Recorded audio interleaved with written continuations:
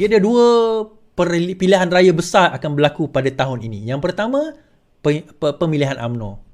Adakah Presiden akan bertanding tak bertanding, itu satu persoalan. Yang kedua, pilihan raya negeri. Kita jangka pada bulan 5 selepas hari raya. Dan PN suka atau tidak, dia akan melabur dalam pelaburan yang agak besar untuk menang, terutama Selangor. Sebab itu tadi, kenapa Hamzah Zainuddin sangat confident untuk menang Selangor. Dia tahu Negeri Sembilan dia orang tak dia kata 50-50. Bila dia kata 50-50 ni maksudnya dia tak confident menang lah. Senang cerita, dia tak akan invest dalam Negeri Sembilan. All that resources dia akan invest di Selangor. Kenapa di Selangor, tuan-tuan? Kerana kalau tumbang Selangor, negeri lain itu mudah untuk mereka nak ambil alih. Dan itu merupakan bargaining chip mereka kepada UMNO. Selangor adalah bargaining chip yang paling besar Perikatan Nasional kepada UMNO. Pada masa itu, kemungkinan kalau bukan Zahid, kalaupun Zahid, dia mungkin boleh tawarkan Selangor itu untuk gabungan, menyebut bentuk kerajaan sambungan dengan UMNO. Sebab itu nak menang Selangor, dia bukan kena menang semua. Untuk menang Selangor, PN tak perlu menang semua. Habis dia kena menang macam mana, Is? Dia hanya perlu menang cukup majoriti, kalau boleh bergabung dengan UMNO untuk membentuk majoriti. Dia cukup jumlah untuk kalau bergabung dengan UMNO, dia membentuk majoriti. So pada masa itu ada rundingan.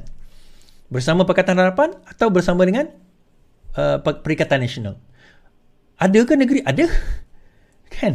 Ada negeri macam tu, kita tengok Perak dulu kan. Ingat Perak dulu bagaimana Faizal Azumu dijatuhkan, UMNO yang jadi Menteri Besar. So Selangor tak mustahil, mereka akan cubalah, they can try. Bolehkah menang, Is? Kemungkinan ada, tapi kalau ikut calculation agak sukar lah kan. Keadaan PAS di sini, kerajaan Perikatan Nasional di sini agak sukar. Now, yang tak akhir sekali, bagaimana mereka nak menang? Cara mereka menang, tuan-tuan, adalah dengan membina persepsi. Bagaimana mereka membina persepsi? Yang pertama sekali, mereka tumbangkan dulu, mereka kucar-kacirkan kita, mereka tumbangkan pemimpin.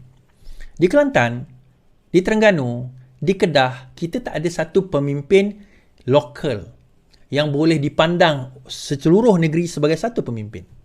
Di negeri-negeri tersebut, namakan. You cannot name me. Selagi mana tiga negeri ini tidak jumpa pemimpin mereka, sukar untuk mereka nak menawan negeri-negeri tersebut. So bentuk balik. Sebab itu saya jumpa dengan Datuk Husam tempoh hari, Ustaz Nik Omar tempoh hari. Saya kata, you have to choose to be the leader. You kena bersetuju. Nak jadi leader ni, tuan-tuan, pertama, you kena ada kriteria leader. Kedua, you nak jadi leader. You nak. Selagi mana you rasa you tak nak jadi leader, you takkan boleh dianggap sebagai leader. Walaupun you orang yang terkenal. Not necessarily. Okay. Aku dah confused lah.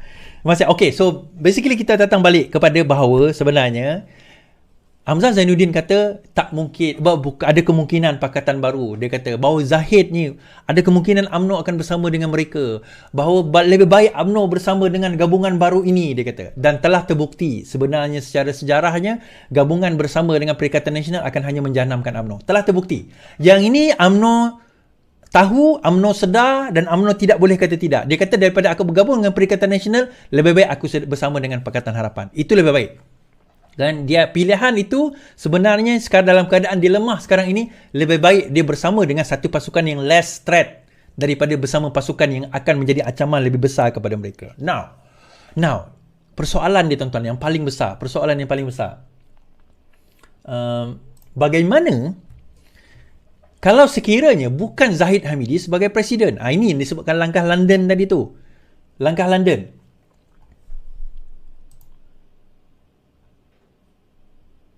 Kenapa error?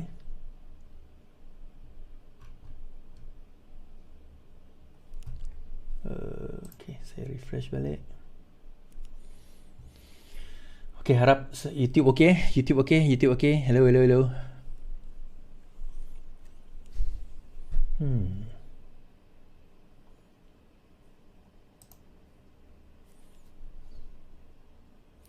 Okay. Now, persoalan dia, bagaimana kalau presiden kepada UMNO itu bukan Zahid Hamidi? Itu timbul satu persoalan. Dan kalau kita fikir secara logik, tuan-tuan, boleh juga sebenarnya. Kalau sebenarnya, ini cerita kalau UMNO itu bergabung dengan Perikatan Nasional, dan membentuk kerajaan baru dan Anwar tidak jadi Perdana Menteri, lantiklah siapa pun, tak kisahlah, someone jadi Perdana Menteri, itu pun possible juga. Cuma dalam keadaan itu, UMNO kena bersedia menjadi balaci kepada Perikatan Nasional, itu je. Okay? Dia kena bersedia water down, larutkan, bukan larut Hamzah Zainuddin, melarutkan kuasa mereka. UMNO tidak boleh lagi berlagak sebagai abang besar. Kalau mereka sanggup tunduk kepada syarat-syarat tersebut, maka tidak ada masalah sebenarnya untuk UMNO bersama dengan Perikatan Nasional. Selagi mana ego UMNO itu tinggi berbanding dengan Perikatan Nasional, terutama bersatu, maka dalam keadaan itu kita tak boleh menafikan bahawa UMNO dan Perikatan Nasional tidak akan boleh bergabung dalam keadaan mereka selesa. Tidak boleh bergabung. Dan juga untuk Perikatan Nasional, saya selalu orang kata, dulu kutuk UMNO macam-macam, sekarang bergabung dengan UMNO. Kita kata, kalau katakanlah ni cerita, UMNO tak bergabung dengan Perikatan Nasional, kamu nak bergabung dengan siapa? Perikatan Nasional akan bergabung dengan siapa? Of course Perikatan Nasional akan bergabung dengan UMNO. So kalau kamu kata UMNO tu penyamun, jadi sebab bergabung dengan Pakatan Harapan penyamun, adakah kamu tidak bergabung dengan adakah kamu yang bergabung dengan UMNO itu tidak penyamun? Jadi sekarang ini kamu tak apa ambil penyamun. Kita tak boleh ambil penyamun. Argument macam tu. Jadi itu persoalan yang kita bawa. Sebab kalau kita tengok, melainkan Pakatan Harapan yang ada 112, 115, 116, dia bergabung dengan UMNO. Dia bawa UMNO masuk dalam Pakatan Harapan. Itu cerita lain. Sekarang ini, kerajaan tak cukup. Itu cerita tu kita semua tahu. Saya tak payah ulang lah. Tapi sebenarnya dia main benda ni tuan-tuan. Dia main benda ni sebab dia dah tak ada modal. Modal nak dicerita, nak guna, nak bantai kita tu tak ada. Okey. GPS akan ikut mana tuan-tuan? GPS akan ikut kat mana UMNO pergi. Simple. So cara dia nak entice orang parti ni menyokong mereka. Dia tak akan entice melalui GPS. Dia tak akan entice ni, maksudnya dia tak akan menggoda dari GPS. Dia tak akan menggoda dari GRS. Dia akan goda daripada UMNO. Kemana UMNO pergi, GPS, GRS akan ikut. Percayalah. Kemana UMNO pergi, yang lain tu akan ikut. Suka atau tidak, UMNO ada pegang kuasa yang besar juga. 30 kerusi. Kalau UMNO tarik sokongan, GPS turut tarik sokongan, GRS turut tarik sokongan, kerajaan akan tumbang. Kita tak boleh menafikan perkara tersebut. Waimah ada perjanjian. Saya dah kata perjanjian itu tidak menjamin apa-apa. Tidak ada repercussion kepada perjanjian tersebut kalau parti tarik diri. Perjanjian yang ditandatangani tempoh hari kan. Cuma kita kata perjanjian itu mengikat sesuatu.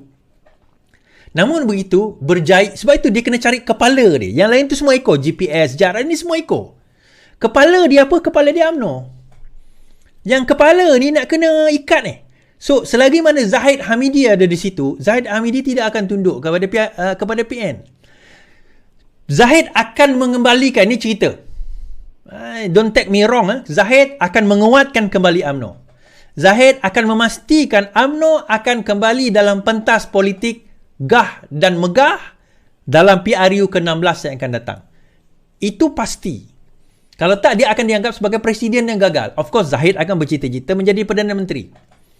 Nak tahu benda ni, baca 48 Laws of Power, Robert Greene. Kalau saya tengok video, saya tengok gambar macam mana Zahid berdiri, kita tahu bentuk badan itu bentuk badan apa. Body language yang bagaimana. Tak apalah. Kan? Point is, Zahid, cuma persoalan dia, bertanding ke, bergabung ke, itu kita tak tahu. Itu 4 tahun, 5 tahun akan datang, baru kita cerita bab tu lah. Itu tak payah kita cerita sekarang. Mungkin 3 tahun nanti baru kita cerita bab tu.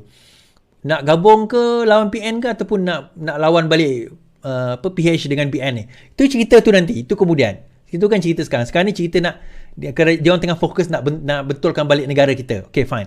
Tetapi saya melihat daripada perspektif bahawa UMNO akan berfikir kena bersedia. UMNO kena bersedia. Dan juga Zahid serta orang-orangnya bukan orang yang tak bijak. Mereka bijak dalam politik. So, mereka kena sudah mula mengatur langkah. Untuk makluman, saya akan diinterview insyaAllah oleh Sinar Harian nanti dalam bulan ini. Beberapa bulan nanti saya akan umumkan. So, dalam antara lain adalah menyentuh tentang Perhimpunan Agung UMNO. Kalau jadilah, kalau Sinar Harian tak tarik balik slot tersebut, kalau dia tak tarik balik, dia akan ada perbincangan tentang perkara ini. Dan ini antara perkara yang saya akan cakap, saya akan utarakan. Bahawa UMNO akan bersedia, lawan atau tak lawan. Sebab kita sebagai orang yang merancang strategis, kita akan melihat semua kemungkinan. Kemungkinan A, kita akan bergabung dengan Pakatan Harapan. Ini daripada perspektif UMNO. Kemungkinan B, kita akan bergabung dengan Perikatan Nasional. Kemungkinan C, kita akan lawan Pakatan Harapan.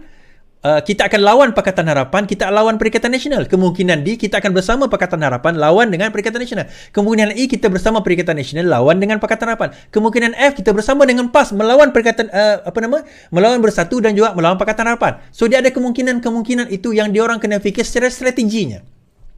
Secara game teorinya. Saya percaya diorang pun ada game teoris yang akan mengemukakan statistik dan kiraan-kiraan. Kalau diorang bijak, dia kena ambil orang yang pakar dalam game teori. Dalam game teori ni, dia ada calculation dia. So, dalam benda ini, diorang kena timbang tara. Bergabung tak bergabung, bersama tak bersama, lawan tak melawan, diorang kena ambil timbang tara ni. Dan sekiranya timbang tara ni diletak, ada kemungkinan mereka akan bergabung. Ada kemungkinan mereka akan bertanding. So, buat kebarangkalian sekarang ini, kemungkinan sekarang ini, mereka tidak akan bersama dengan Perikatan Nasional. Kemungkinan besar. Ini saya boleh kata kebarangkalian besar, 80% ke atas, Zahid tidak akan bersama dengan Perikatan Nasional. Tetapi saya tidak menjamin pemimpin lain tak akan bersama dengan Perikatan Nasional. Dan untuk mereka keluar daripada perikatan ini, tak perlu individu keluar, tuan-tuan. Individu tak boleh keluar. Dia mesti melalui en bloc. En bloc maksudnya satu parti. Kalau UMNO tarik sokongan, yang lain tarik sokongan, maka kemungkinan jatuh itu akan besar.